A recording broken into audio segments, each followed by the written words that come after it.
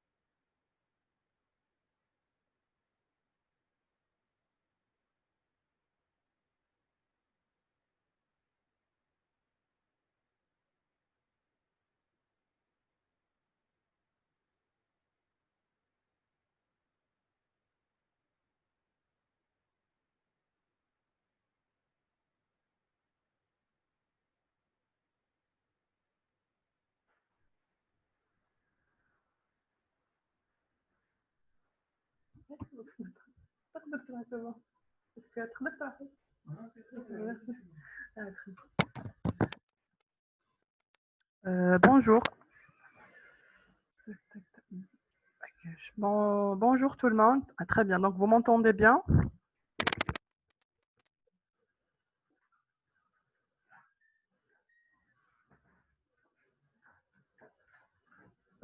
Si, donc le son c'est bien, donc je peux commencer.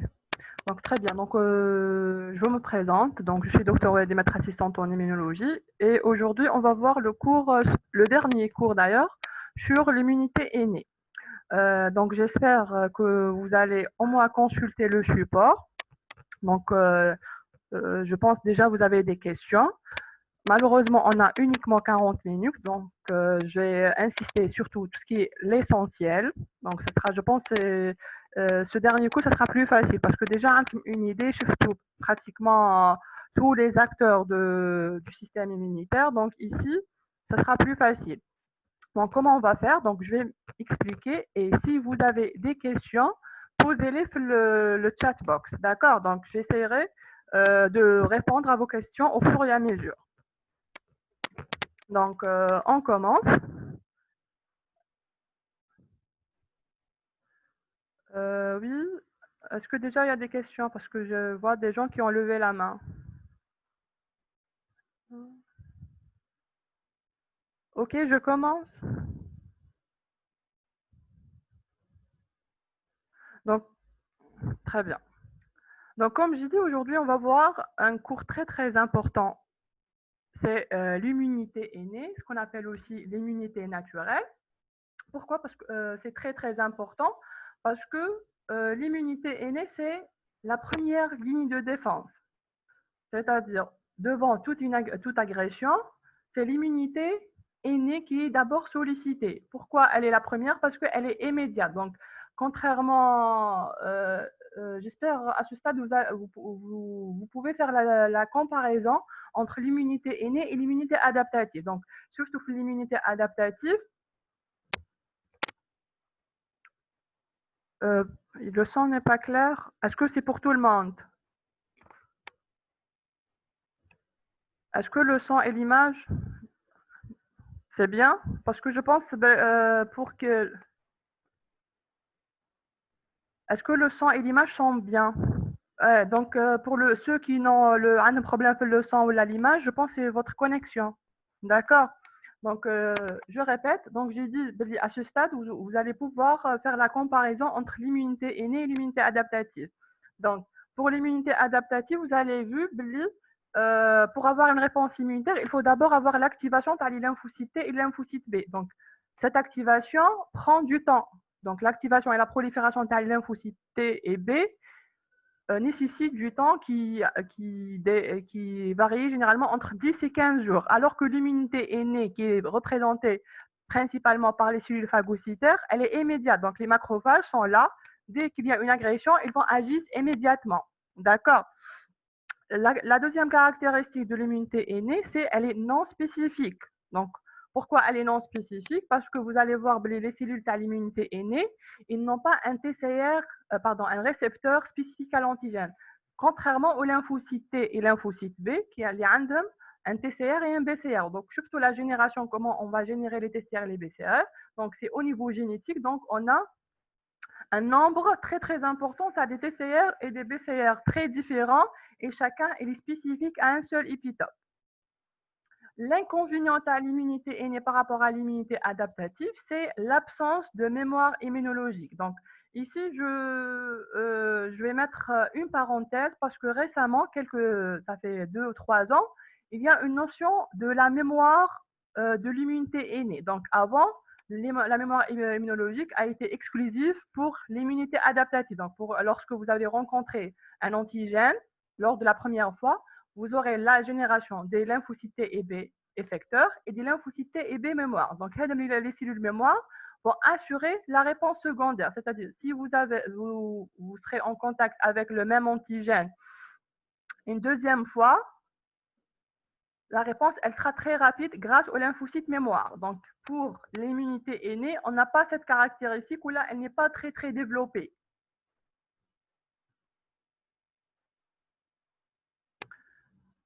Donc, si on veut récapituler l'ensemble de la réponse immunitaire, donc on a la première ligne de défense, ce sont les barrières épithéliales. Donc, on va les voir, par exemple, comme la peau.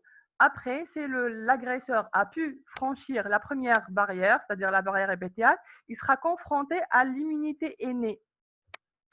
Si l'immunité innée n'a pas pu éliminer l'agresseur, on aura la sollicitation de l'immunité adaptative. D'accord. Il faut savoir que l'immunité innée, on va la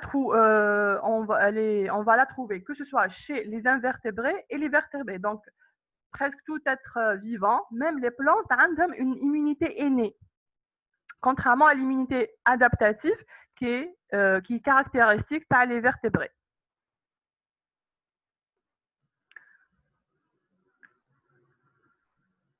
C'est vrai qu'on a tendance, même pour les étudiants, généralement lorsqu'on parle du système immunitaire, on insiste toujours sur les lymphocytes T et lymphocytes B. Donc, si je pose... Donc, c'est une barrière. Donc, la peau. Donc, la peau, c'est une barrière. Donc, c'est pas une cellule où là, on ne peut pas la considérer. Donc, on ne peut pas la considérer comme système immunitaire. D'accord. Donc, la peau a d'autres rôles, entre autres, d'être une barrière qui va empêcher l'entrée les germes. Est-ce que j'ai répondu à ta question, Faiza? Donc, concernant la barrière. Donc, la barrière, elle m'a posé la question si la barrière épithéliale fait partie de l'immunité innée. Donc, j'ai dit, si je prends l'exemple type de la barrière épithéliale, on a la peau. Donc, la peau, un autre rôle, c'est éliminer ou empêcher l'entrée des microbes. D'accord, mais on ne peut pas dire, donc, lorsque vous avez fait le cours sur l'organe lymphoïde, sûrement vous n'avez pas cité la peau comme un organe lymphoïde. Il ne fait pas partie du système immunitaire. Donc, je reviens à l'immunité innée. Donc, j'ai dit on a tendance à négliger ou banaliser l'immunité innée. Donc, la plupart des gens ont une idée, pour avoir une réponse immunitaire efficace, on doit avoir l'activation. C'est-à-dire, la majorité des gens, bien sûr qui ne sont pas spécialisés en immunologie, ont une idée pour toute agression, on a besoin des lymphocytes T et lymphocytes B. Alors que il faut savoir que l'immunité innée assure l'élimination à peu près de 99,9%, c'est-à-dire que ce soit l'immunité innée immédiate ou l'immunité innée induite qui est représentée par la réaction inflammatoire. Donc, il faut savoir que la réponse ou la réaction inflammatoire, les chiffres le cours précédemment, fait partie de l'immunité innée. Donc, c'est l'immunité innée inductible. D'accord? Donc, vraiment, l'immunité innée, elle est très, très efficace dans l'élimination et le contrôle des infections. Donc, il ne faut pas juste se concentrer sur les lymphocytes T et les lymphocytes B.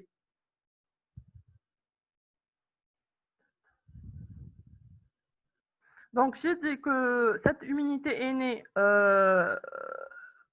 elle est là, c'est pour ça qu'elle est immédiate, ou la inductible sous forme d'une réaction inflammatoire. Donc, bien sûr, la réaction inflammatoire, elle n'est pas immédiate. Donc, je fais le côté à la réaction inflammatoire, il faut quelques heures pour avoir une réaction inflammatoire. C'est pour ça qu'on dit qu'elle est inductible. Donc, elle n'est pas immédiate.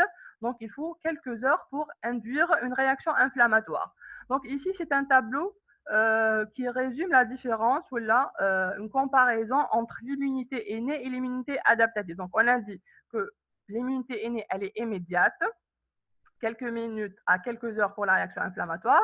Par contre, l'immunité adaptative, ça prend du temps. Donc, d'ordre, je dis généralement une semaine à 15 jours. La deuxième différence aussi, c'est la spécificité. Donc, l'immunité innée, j'ai dit, on n'a pas ce qu'on appelle les récepteurs réarrangés, qui m'a le TCR et le BCR qu'on trouve chez les lymphocytes T et les lymphocytes B. Donc, c'est ça qui va offrir la spécificité, qui va faire la différence entre l'immunité innée et l'immunité adaptative. La troisième aussi différence, j'ai dit, c'est surtout la mémoire immunologique. Donc, la mémoire immunologique et surtout caractérise l'immunité adaptative.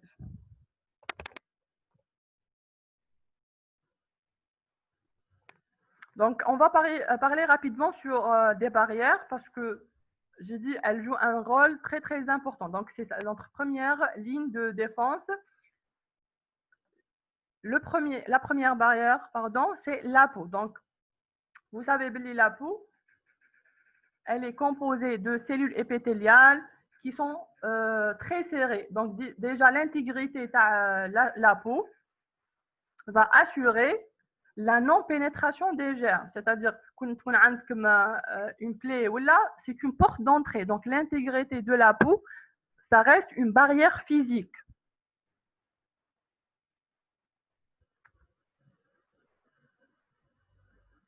Bien sûr, au niveau de la peau, il faut savoir qu'il y a certains éléments qui vont aussi nous protéger. Par exemple, certains enzymes qui mettent les protéases. Donc, les protéases vont agir sur tout ce qui est, surtout généralement, les bactéries. Donc, ça va nous permettre de, disons, un effet microbicide. Donc, ils vont détruire certains germes, bien sûr, qui seront fragiles. On a aussi d'autres sécrétions, comme la myéline, ça protège surtout contre l'UV. Les acides gras qui ont une activité antibactérienne gram-positive. Donc, ils vont agir sur les bactéries gram-positives. Donc, je pense que vous faites la différence entre tout ce qui est bactéries gram-positives et gram-négatives. D'autres aussi barrières, donc en plus de la peau, on a tout ce qui est muqueuse. Donc, on a la muqueuse respiratoire, la muqueuse digestive, urogénitale. Donc, tout ça, la jonction entre les cellules épithéliales va empêcher la pénétration des germes. Toujours comme barrière physique, on a le mucus qui est sécrété par les cellules épithéliales. Donc, le mucus, la viscosité va piéger les germes. D'accord. Donc, ici, c'est la viscosité, les sécrétions au niveau des muqueuses va disons, piéger les germes, généralement des bactéries. La même chose aussi, les cils, le mouvement les cils va favoriser. Donc, ici, toujours, je parle d'un phénomène physique. Donc, les cils, le mouvement les cils va aussi empêcher, ou comment dirais-je,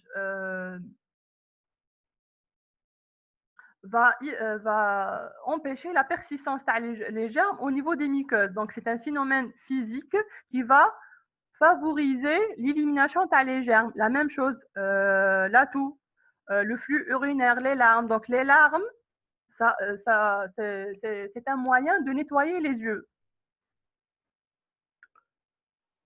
On a aussi ce qu'on appelle les barrières chimiques. Donc ici, ça sera le rôle de les sécrétions. Donc par exemple, on a le pH acide de l'estomac. Donc le pH acide de l'estomac va inhiber ou la détruire.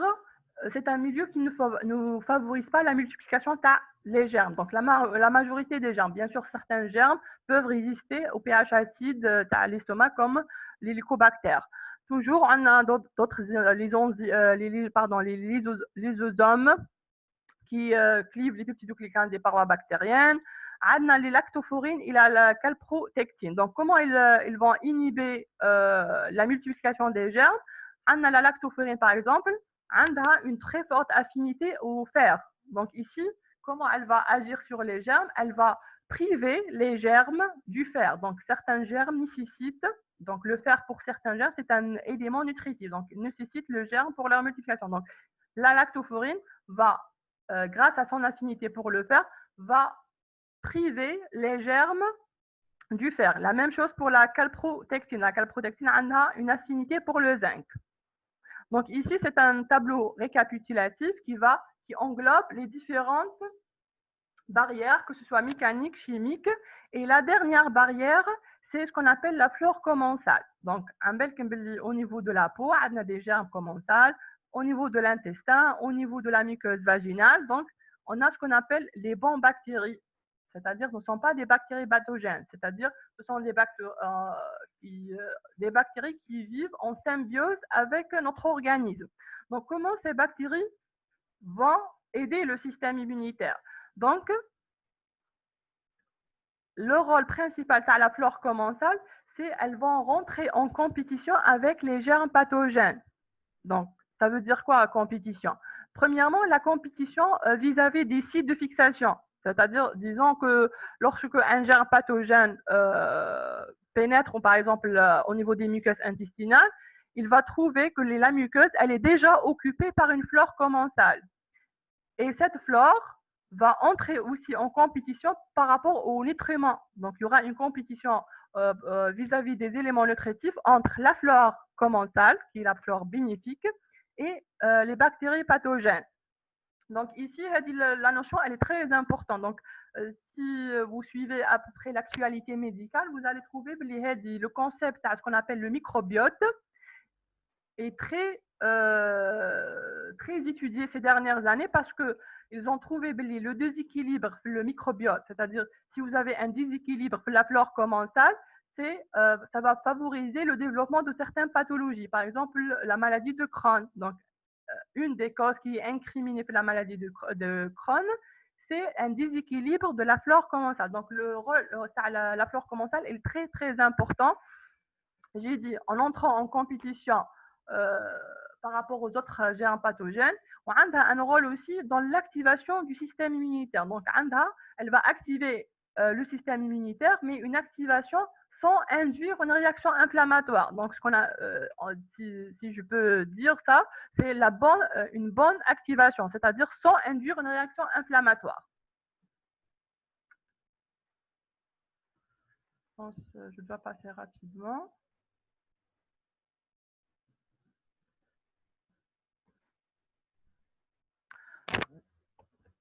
Concernant les effecteurs cellulaires de l'immunité innée, donc on a principalement les cellules phagocytaires qui sont les macrophages. Donc il faut savoir les macrophages, on va les trouver au niveau des tissus. Donc les macrophages sont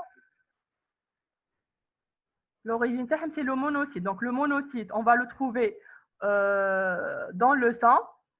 Lorsqu'il va passer dans les tissus, il va se transformer en macrophage. On a les polynucléaires neutrophiles, les mastocytes, les cellules dendritiques, ou on a certaines cellules, ce qu'on appelle les cellules cytotoxiques, qui sont représentées principalement par le NK, T gamma delta ou le NKT. Concernant les médiateurs solubles, on a le principal médiateur de l'immunité innée, c'est le système du complément. Donc, je ne vais pas parler de ça parce que de toute façon, vous allez faire tout un cours sur le système du complément. En plus, les cytokines. Donc, ce sont des facteurs solubles, ce sont des protéines. On a les cytokines pro-inflammatoires et aussi les interférons alpha-bêta qui jouent un rôle très très important dans l'immunité antivirale. Donc les interférents alpha bêta sont des cytokines qui vont inhiber la réplication des virus. Est-ce que vous me suivez? Parce que je dois très bien, parce que je dois avancer rapidement à cause du temps. Très bien. Donc maintenant, on va passer à un élément très important. Donc, on a vu que c'est quoi les effecteurs. Maintenant, la question qu'on doit se poser, c'est comment ces effecteurs, par exemple, comment le macrophage va reconnaître le pathogène, c'est-à-dire, surtout l'immunité adaptative, le lymphocyte T de le TCR. Donc, grâce au TCR, le lymphocyte T va identifier ou va reconnaître le germe. Pour le lymphocyte B, la même chose, ce sera le BCR, donc un des récepteurs. Donc, pour l'immunité innée, c'est la même chose. Donc, en fin de compte, on a ce qu'on appelle les récepteurs de l'immunité innée. C'est ce qu'on appelle les PRR. Donc, les PRR, ce sont le Pattern Recognition Receptor. Donc, ce sont des récepteurs qu'on va les trouver sur les cellules de l'immunité innée. Donc, qu'est-ce qu'ils vont reconnaître? Ils vont reconnaître certains antigènes, principalement les DOMS et les POMPs. Donc, les POMPs, c'est l'abréviation, c'est Pathogen Associated Molecular Pattern. Ce sont des séquences qui sont exprimées par les germes, par les bactéries et les virus. Donc, ces POMPs vont être reconnus par le PRR qui est exprimé par la cellule de l'immunité innée, par exemple le macrophage. Un autre type ici, c'est une parenthèse, ça ne concerne pas les germes, ce qu'on appelle les DOMS. Les DOMS, c'est quoi? C'est Damage Associated Molecular Pattern. Parce qu'au fin de compte, surtout le premier cours, tu as le système immunitaire, que le soi, le rôle du système immunitaire, c'est faire la différence entre le soi et le non-soi. Le non-soi est représenté principalement par tout ce qui est micro-organismes, mais aussi on a ce qu'on appelle les cellules du soi endommagées. C'est-à-dire, par exemple, si je vous donne l'exemple, tu as la cellule tumorale. Donc, la cellule tumorale, c'est une cellule du soi qui est modifiée. Donc, ici, elle va exprimer certains antigènes, ce qu'on appelle les DOMPs. Donc, les POMPs, c'est tout ce qui est germe pathogène. Les DOMPs, c'est tout ce qui est soit endommagé ou modifié. Donc, concernant les POMPs, donc j'ai dit que les POMPs, ce sont les parties, c'est-à-dire ce sont les antigènes qui sont exprimés par les pathogènes. Donc, quelles sont les caractéristiques de les POMPs? Donc, les POMPs, ce sont des structures moléculaires qui sont normalement spécifiques aux pathogènes et qui normalement sont exprimées par les cellules de l'hôte, c'est-à-dire normalement les cellules du soi, l'être humain, n'exprime pas les POMPs. C'est tout à fait logique. Vous imaginez que les cellules elles vont exprimer les POMPs. Donc, on aura une réponse immunitaire contre le soi. Donc, c'est pour ça les POMPs doivent être spécifiques aux pathogènes. Aussi, les POMPs sont communs à de nombreuses espèces de micro-organismes. C'est-à-dire, par exemple, je vous donne l'exemple type, par exemple le LPS. Donc, le LPS, c'est ce qu'on appelle le lipopolysaccharide. Donc, le LPS, il est exprimé par toutes les bactéries négatives. Donc, toute bactérie gram négative a le LPS. Donc, le LPS, c'est un POMPs qui est exprimé par plusieurs espèces. Bien sûr, les POMPs, donc, généralement, sont des molécules essentielles à la survie des micro-organismes et sont hautement conservées. Et ça, c'est très important. C'est-à-dire, par exemple, toutes les bactéries gram négatives ont le même LPS. Donc, le LPS ne se modifie pas. Parce que si ça va se modifier, vous y a un problème. Parce que, par exemple, pour le LPS, on a un seul récepteur. Donc, bactéries gram négatives. Je pense que vous avez vu ça le cours de microbio, non? Bactéries gram positives et bactéries gram négatives. Oui ou non? Ah bon?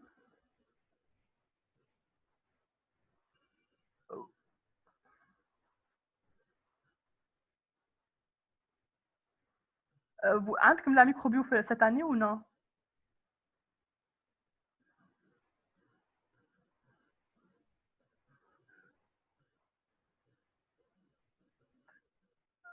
Vous ne faites pas la microbio en deuxième année, c'est ça?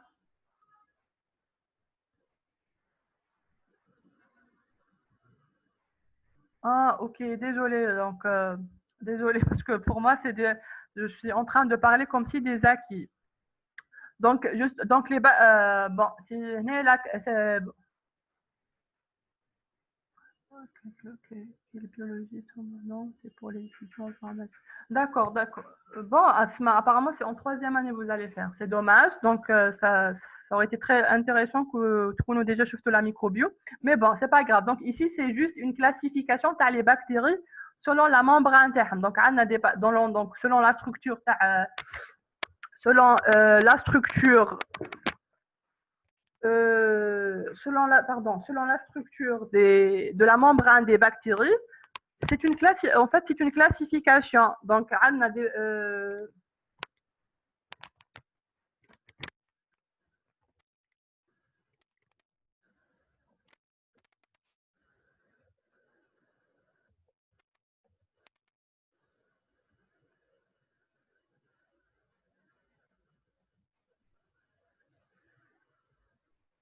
est-ce que vous m'entendez?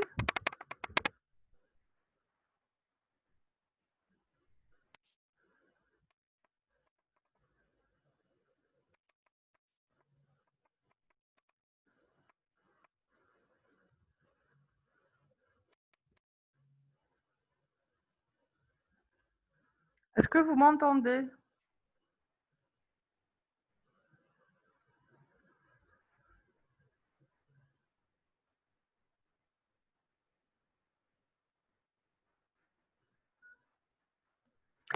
Donc, euh, donc j'ai dit que concernant les bactéries gram négatifs ou bactéries gram positifs, donc c'est une classification des bactéries parce qu'il y a une variation au niveau de leur membrane. Par exemple, les bactéries gram négatifs ont une membrane bon, externe avec, bon, c'est une bimembrane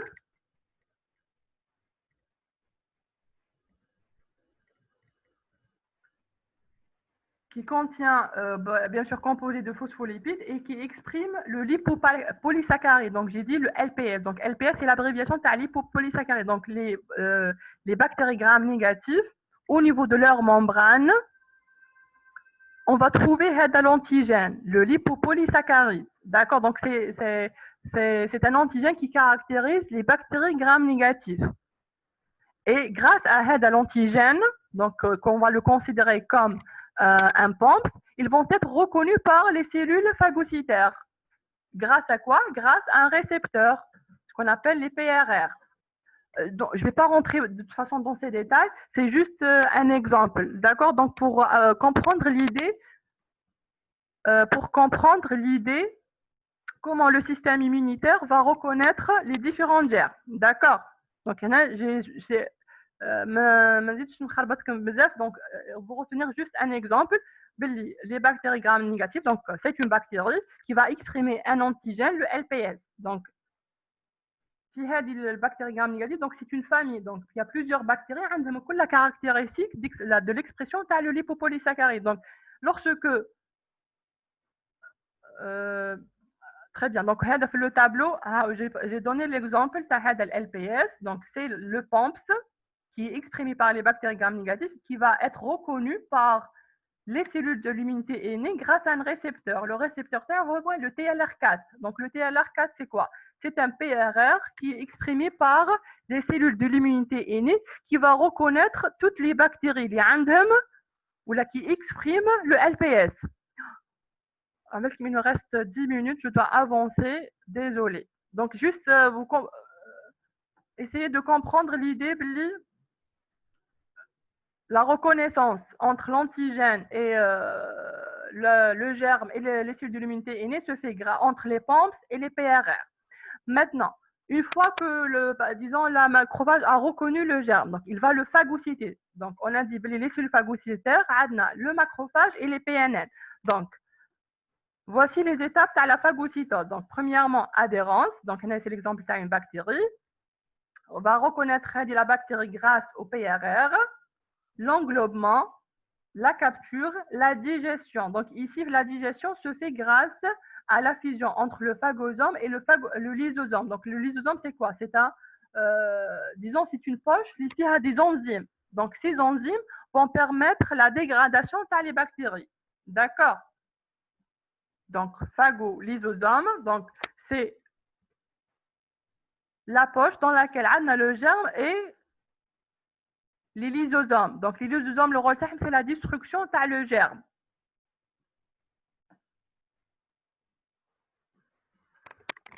Toujours la phagocytose, on a ce qu'on appelle le phénomène d'opsonisation. Donc, l'opsonisation, c'est quoi? C'est faciliter la phagocytose. Donc, j'ai dit que le macrophage va reconnaître le germe par les PRR, mais pour augmenter l'efficacité de la phagocytose, donc par exemple, si le germe a activé la voie alterne du complément. Donc, par exemple, une bactérie avec activation de la voie alterne du complément. Comme je le courtage le complément, il y aura lors de l'activation comme le fragment C3b. Donc, vous imaginez, par exemple, ici, pardon, il y a une bactérie sur laquelle vous fixez le C3b. Donc, le C3b a sur les cellules phagocytaires comme le macrophage et les PNN, un récepteur, donc le CR1. Donc, le CR1, c'est un récepteur du C3b. Donc, ici, vous aurez l'opsonisation de la bactérie par les fragments du complément va favoriser la phagocytose. Donc, on a une phagocytose soit de façon indépendante des opsonines qui sont le complément et les anticorps, et la phagocytose avec l'intervention soit du complément ou là des anticorps. Donc ici, on peut avoir des IgG. La bactérie est couverte par des anticorps IgG. Donc ici, grâce à un récepteur de la partie FC des IgG, ça va favoriser la phagocytose du germe. Donc, une fois que le germe, j'ai dit la phagocytose, donc soit il sera détruit par les lysozymes, ce sont des enzymes, ou là, on a aussi une voie de bactéricidés dépendante d'oxygène. C'est quoi ce qu'on appelle l'explosion oxydative. C'est quoi? C'est au niveau des cellules phagocytaires, on a le NADPH oxydase. C'est une enzyme qui va, pardon, c'est une enzyme qui va générer les radicaux libres, les FRO. Donc, c'est quoi les FRO? Donc, ce sont les radicaux oxygénés qui vont détruire le germe. Donc, la destruction de le germe peut se faire soit par les lysozymes, soit par la voie d'explosion oxydative, c'est-à-dire grâce aux radicaux oxygénés. Donc, on peut dire que la conséquence, le contact entre le germe et la cellule phagocytaire. Premièrement, c'est la phagocytose et la destruction du germe. Et bien sûr, la deuxième conséquence, c'est l'activation des cellules phagocytaires qui vont sécréter des cytokines pro-inflammatoires. Donc, les cytokines, le interleukine 1 ou TNF-alpha ou l'interleukine 6 qui sont sécrétés par les cellules phagocytaires, qui vont induire la réaction inflammatoire. À la fin, je vais parler rapidement des cellules cytotoxiques. Le chef de file des cellules cytotoxiques, c'est le NK. Donc, le NK, c'est l'abréviation de Natural Killer. Donc, ce sont des lymphocytes qui ont des granules. Donc, si vous voyez dans le schéma la structure, au niveau du cytoplasme, les NK, on a des granules qui sont riches en perforine et grands enzymes. Donc, lorsque le NK va disons, trouver ou reconnaître une cellule infectée par un virus, il y aura ce qu'on appelle la dégranulation et la libération de les granules. Donc, les granules filment le perforine et le grand enzyme. Perforine et grand enzyme. Donc, la perforine va perforer la membrane de la cellule infectée et les grands enzymes vont pénétrer dans la cellule et vont induire l'apoptose. Donc, l'apoptose, c'est ce qu'on appelle la mort cellulaire programmée. On a aussi concernant les NK, toujours une cytotoxicité, mais cette fois-ci, la cytotoxicité, elle est dépendante d'anticorps. Donc, par exemple, une cellule infectée par un virus sur lesquels sont fixés des anticorps de classe IgG, la cellule infectée sur laquelle est fixé l'anticorps va être reconnue par le récepteur CD16 sur le NK, et cette interaction va aussi induire la dégranulation et la libération de la perforine et grand enzyme.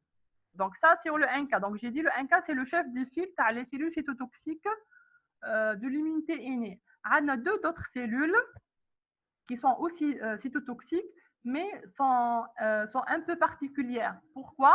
parce que le NKT ou le lymphocyte gamma delta, les deux sont de lymphocytes T. Et malgré ça, ça me classifie l'immunité innée. Pourquoi? Parce que le récepteur TAHM, c'est-à-dire le TCR, il n'est pas variable. Donc, ce qu'on appelle un TCR de répertoire restreint. Contrairement au TCR, les lymphocytes classiques, il y a un répertoire large. Donc, à peu près 10 puissance 11 de TCR différents. Ici, c'est un répertoire restreint. Ça veut dire quoi, répertoire restreint? Il va reconnaître uniquement quelques antigènes. Donc, en fin de compte, les récepteurs TCR alpha-bêta des NKT et le TCR gamma-delta des lymphocytes gamma-delta, il va reconnaître quelques antigènes. Il ressemble beaucoup plus aux récepteurs de l'immunité innée. D'accord. Mais la conséquence, donc une fois que ce soit le NKT ou le T gamma-delta a reconnu la cellule infectée, donc généralement le rôle les cellules cytotoxiques, le NKT ou le T gamma-delta ou le NK, c'est la réponse antivirale. Donc, ils vont reconnaître des cellules infectées par les virus. Donc, la conséquence de la reconnaissance, c'est la dégranulation et la libération toujours de la perforine et grands enzymes qui vont détruire la cellule cible par apoptose. Désolé, je sais, j'avance très rapidement, mais vraiment 40 minutes, c'est pas suffisant. Donc, c'est juste si vous avez des questions, je suis à votre disposition par email, d'accord? Donc, vous pouvez me poser toutes les questions par email et je vais vous répondre. Donc, on va finir juste par la partie comment le lien entre l'immunité innée et l'immunité adaptative. Donc, j'ai dit l'immunité innée, c'est la première ligne de défense. Donc, elle va essayer de détruire le germe et aussi, elle va alerter et initier la réponse adaptative. Donc, c'est quoi le lien? C'est-à-dire, comment l'immunité innée va induire l'immunité adaptative? Donc, ici, ce sera le rôle de la cellule dendritique. Donc, la cellule dendritique fait partie de l'immunité innée. C'est elle qui va apporter l'antigène et elle va le présenter au lymphocyte T pour initier une réponse adaptative. Donc, le lien ou le pont entre l'immunité innée et l'immunité adaptative est assuré par la cellule dendritique. D'accord? Donc, ici, pour vous expliquer le lien ou le contact entre l'immunité innée et l'immunité adaptative. Je m'excuse, il reste 1 minute. Si vous avez une question rapidement, posez.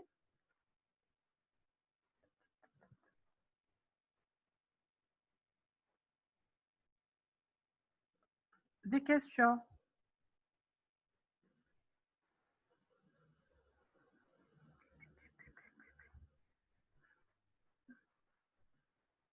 Donc, j'ai...